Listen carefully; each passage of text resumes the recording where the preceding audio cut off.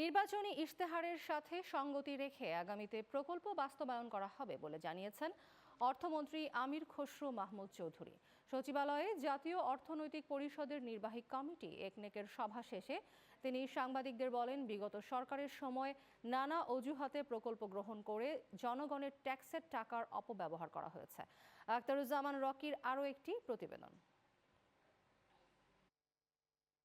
দায়িত্ব নেয়ার পর নতুন সরকারের প্রথম একনেক সভায় প্রকল্প ব্যয় নির্ধারণ ও পূর্বের অপ্রয়োজনীয় প্রকল্প বাদ দিতে অর্থ ও পরিকল্পনা মন্ত্রণালয়ের উপদেষ্টাকে প্রধান করে একটি কমিটি গঠিত হয়।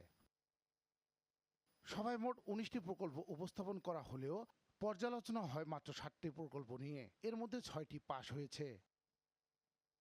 বৈঠক শেষে ব্রিফিংয়ে অর্থ ও পরিকল্পনা মন্ত্রণালয়ের উপদেষ্টা জানান, আগের সরকারের ১৩০০-এর অধিক উন্নয়ন ও অবকাঠামো প্রকল্প রয়েছে, যেগুলোর অনিয়ম ও যৌক্তিকতা খতিয়ে দেখবে কমিটি। আমরা মনে করি বাংলাদেশের যে ধরনের প্রকল্পগুলো আছে, এখানে বিভিন্ন রকমের রাজনৈতিক বিবেচনায় প্রকল্পগুলো নেওয়া হয়েছে, সেগুলো যৌক্তিকীকরণ করা দরকার, স্বচ্ছতা বৃদ্ধি করা দরকার, জবাবদিহিতা নিশ্চিত করা দরকার এবং জনগণের করের অর্থ জনসেবায় যাতে ব্যয় হয় সেই জন্যে একটা কমিটি করা হয়েছে। কমিটি এই যে ১৩০০-র অধিক প্রকল্পগুলো পর্যালোচনা করে দেখবে যে এগুলোর আসলে যৌক্তিকীকরণ আছে কিনা এবং যৌক্তিক হলে সেগুলো ভবিষ্যতে চলবে, আর যেগুলোর দরকার নেই সেইগুলোর ব্যাপারে সিদ্ধান্ত গ্রহণের জন্য সুপারিশ করবে। অর্থমন্ত্রী বলেন, যত দ্রুত সম্ভব পুরনো প্রকল্পগুলো শেষ করার পর বর্তমান সরকারের নির্বাচনী ইশতেহার ধারণ করে নতুন ও যৌক্তিক প্রকল্প হাতে নেওয়া হবে।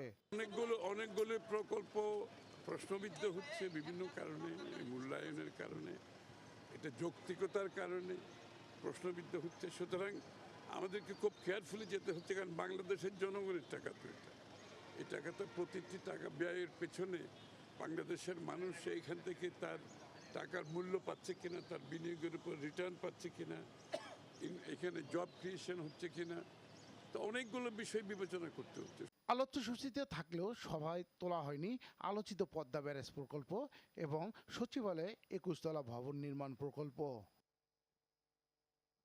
Akhtaruzzaman Rocky, channel ৯, Dhaka.